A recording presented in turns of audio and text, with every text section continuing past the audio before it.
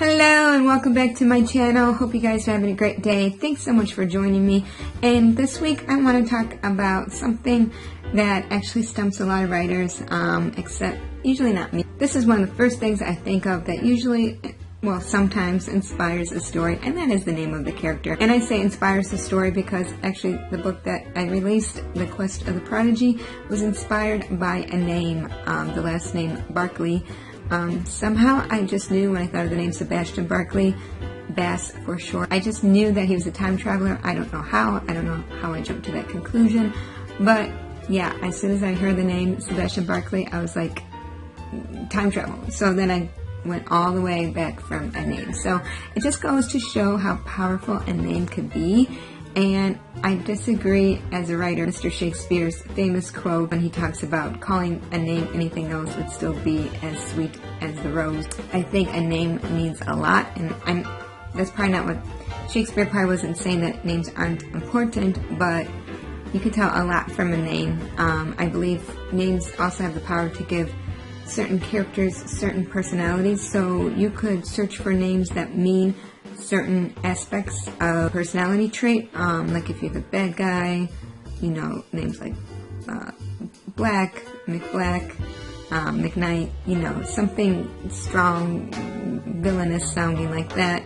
If they are sweet, you know, maybe something like Rose, or something based off of a flower. So you could really do some wordplay with names, which I'm a big fan of. And yeah, it's just great fun to explore. You might be asking yourself, well, how do I come up with names? And it's rather easy. One of my favorite techniques is I usually have either my Evernote app or a journal, and if I hear interesting names like from a client, or if there's like a roster of names, I'll try to remember some of the more interesting surnames, which for me are harder than first names as last names. And I actually have multiple lists of surnames for research. I call it collecting names. But yeah, just make sure if you do use somebody's real last name that you don't put their first name with it, because you don't want to invade their privacy by naming the character after their full name. And another great way is babynames.com. Yes, if anyone goes through your internet history, they might think that you're having a baby, but trust me, characters are just like your own children sometimes.